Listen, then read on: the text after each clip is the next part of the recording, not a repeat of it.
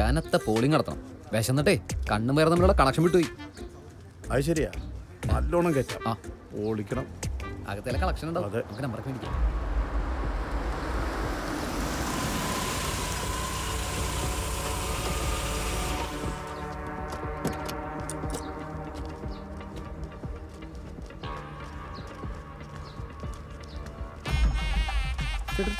ഒന്ന് മാറിക്ക്. ഓ ഭാഗ്യം, ഹാപ്പിയായി. പൊളിച്ച്. അവനെന്തി ഇവനിത് ആരുടെ അങ്ങോട്ട് പോയി? ആര്? Roy.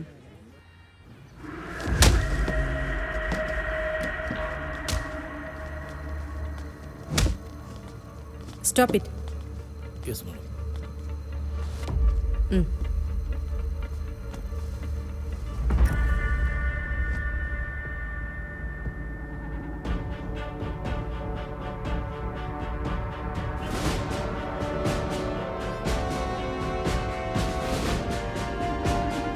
Hello. Hello madam.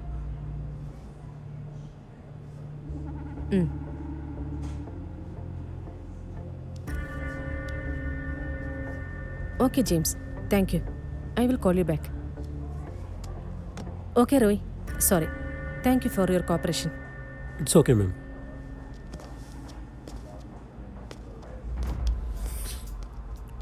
Follow him. എടാ റോയി, പെട്ടെന്ന് കേട്ടടാ.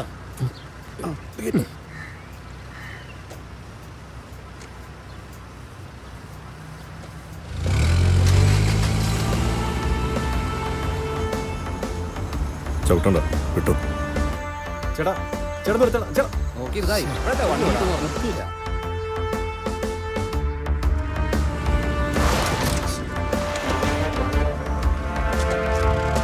വണ്ടി കൊണ്ടിട്ട് വേഗം വാ.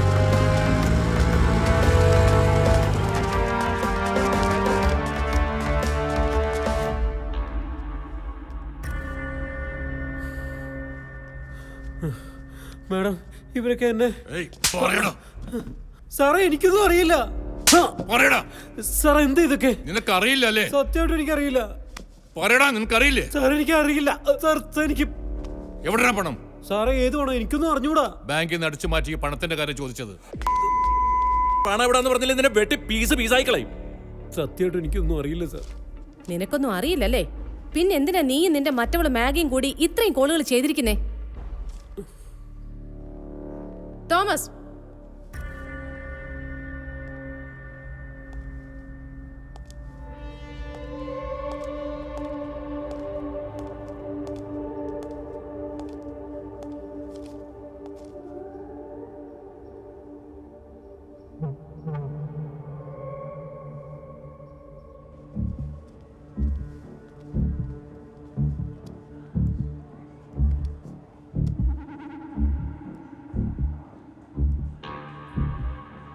ഇവിടുത്തെ എൻ്റെ സ്റ്റാഫിന്റെ പേഴ്സണൽ ഡീറ്റെയിൽസും last 3 months mobile and data ഡീറ്റെയിൽസും ഇമ്മീഡിയറ്റ്ലി കളക്ട് ചെയ്യണം.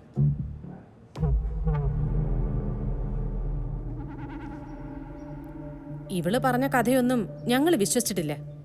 സത്യം എന്താണെന്ന് നിന്റെ വായിന്ന് തന്നെ ഞങ്ങൾക്കറിയണം.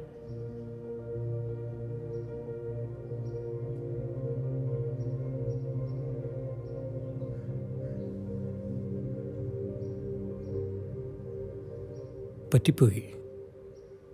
എല്ലാത്തിനും കാരണം ഞാനാ. എൻ്റെ അത്യാഗ്രഹവും.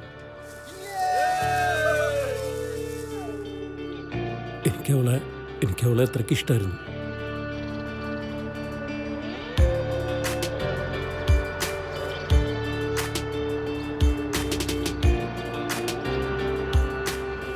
പക്ഷേ പറയാനുള്ള ധൈര്യം എനിക്കുണ്ടായിരുന്നില്ല. അങ്ങനെ മാഗി നിർബന്ധിച്ചിട്ടാ അവളോട് പറയാൻ അന്ന് ഞങ്ങൾ ആ ബർത്ത്ഡേ പാർട്ടി പ്ലാൻ ചെയ്തത്.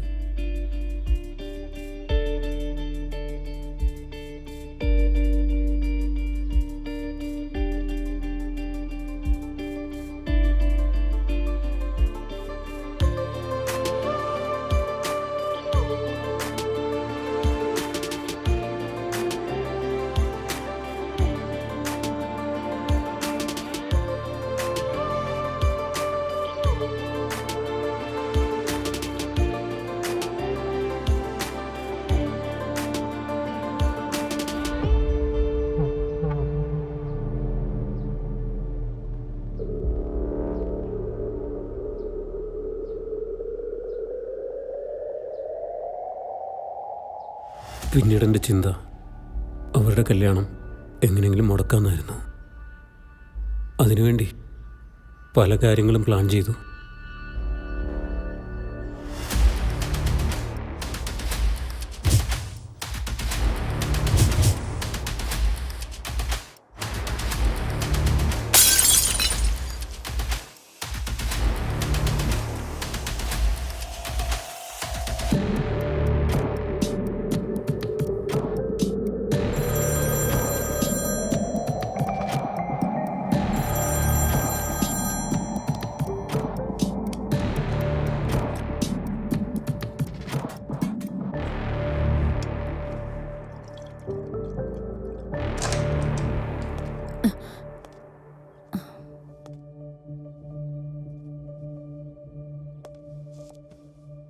എന്താ റോയ് ഇത്?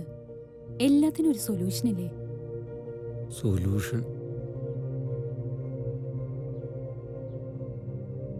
ഈ കല്യാണം നടക്കരുത്. അവളില്ലാതെ എനിക്ക് പറ്റില്ല. നീ എൻ്റെ കൂടെ നിൽക്കില്ലേ? എടാ അമ്മയാണ്. അമ്മ, റോയിയാണ്. ആനന്ദൊരു മീറ്റിങ്ങിലാണ്. എന്തായി മോനെ, ആനന്ദിനെ ഇവിടുന്ന് തിരിക്കാറായോ? ഇവിടെ എല്ലാരും അവന് വേണ്ടി കാത്തിരിക്കുക. ഇല്ലമ്മ, മീറ്റിംഗ് കഴിയുമ്പോൾ കുറച്ച് സമയം എടുക്കും. അവിടെ വേറെ പ്രശ്നമൊന്നുമില്ലല്ലോ. റോയി, നാളെ ഹർത്താലാണെന്ന് ടിവിയിലൊക്കെ കാണിക്കുന്നുണ്ട്. നിങ്ങൾ എത്രയും പെട്ടെന്ന് അവിടുന്ന് പോരാൻ നോക്ക്. ആണോ? അമ്മ ടെൻഷൻ അടിക്കണ്ട, ഞങ്ങളൊരു ടാക്സി എടുത്ത് വന്നോളാം. അധികം താമസിയാതെ വരണേ മോനെ. ആനന്ദ് വരുമ്പോ വിളിക്കാൻ പറയണേ. ഓക്കെ അമ്മ.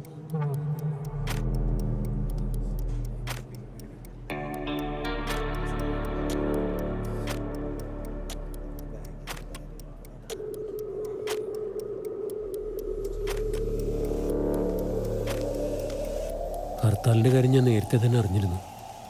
പക്ഷേ ആനന്ദിനോട് ഞാനത് ബോധപൂർവ്വം മറച്ചു വെച്ചു. ഇനി എങ്ങനെ ആ കല്യാണം നടത്താതിരിക്കാം എന്നുള്ളതായി പിന്നെ എൻ്റെ ചിന്ത.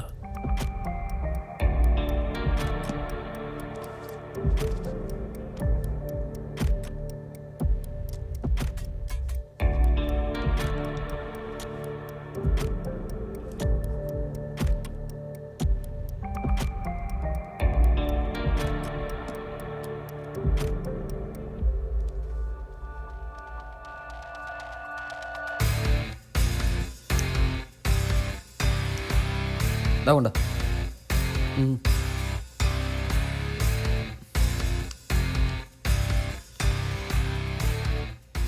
നമുക്കേ അവനൊരു സ്മോൾ ഗിഫ്റ്റ് കൊടുത്താലോ?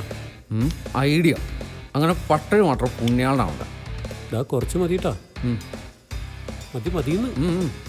എടാ നിങ്ങൾ ഇത് റെഡി ആയില്ലേ? നീ ധൃതി പിടിക്കല്ലേ, ജസ്റ്റ് ഇപ്പോൾ വണ്ടിയായിട്ട് വരും. നീ അവിടെ ഇരിക്കി, ഞാനിപ്പോൾ റെഡിയാവാം.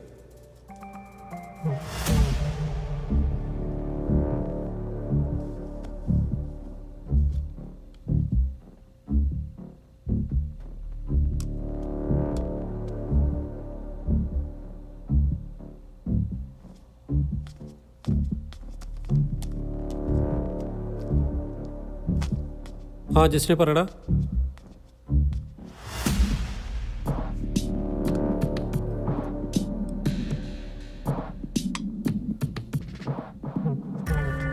എന്താടാ? ജസ്റ്റും വരില്ല. അയ്യോ ഇനിയിപ്പോ എന്ത് ചെയ്യും? ഒന്ന് ഓക്കെ, ഞാൻ വരാടാ. പറ്റേ, എല്ലാം ഓക്കെ. ഇപ്പൊ നിനക്ക് സമാധാനമില്ലേ?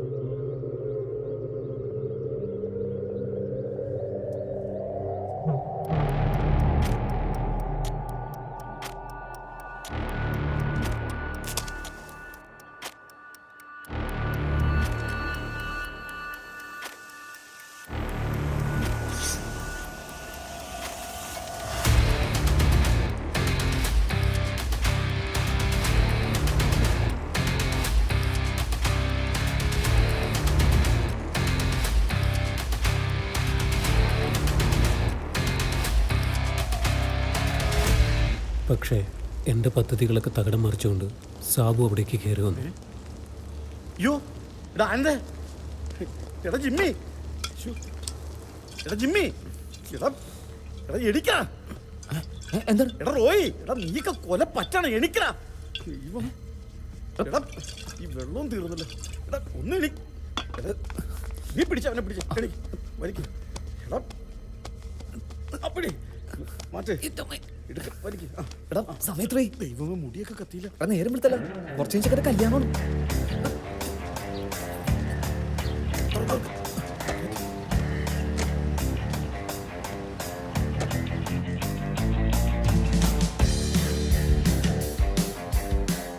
കാര്യങ്ങൾ കൃത്യമായി അറിയിക്കാമെന്നും വിചാരിച്ച പോലെ തന്നെ കാര്യങ്ങൾ നടക്കട്ടെ എന്നുമുള്ള മാഗിയുടെ മെസ്സേജ് എനിക്ക് വന്നു.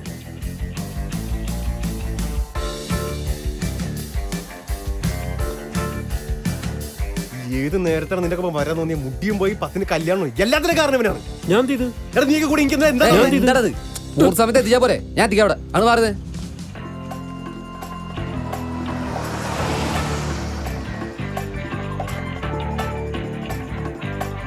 ജിമ്മി എന്റെ കല്യാണം അങ്ങനെ മുടങ്ങാണ്ടല്ല, നീയാണ് ഉത്തരവാദി.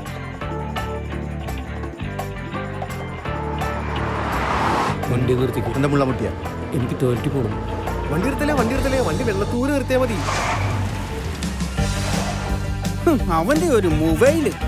വഴിയിൽ വെച്ച് ഹർത്താലുകാരെ കണ്ടപ്പോൾ ഞാൻ കുറച്ച് ആശ്വസിച്ചു. പക്ഷേ ആ തടസ്സവും പെട്ടെന്ന് തന്നെ മാറി.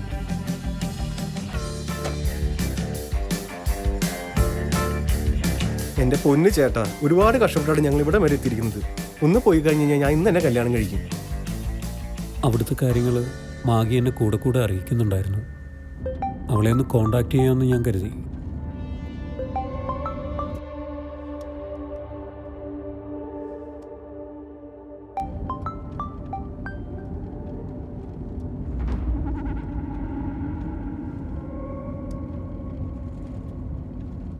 ഒന്നും വേണ്ടായിരുന്നു. അവന് വേണ്ടി ദൈവം നിശ്ചയിച്ച പെണ്ണാവള്. അതിൻ്റെ ഇടയിൽ ഞാൻ വെറുതെ കയറി.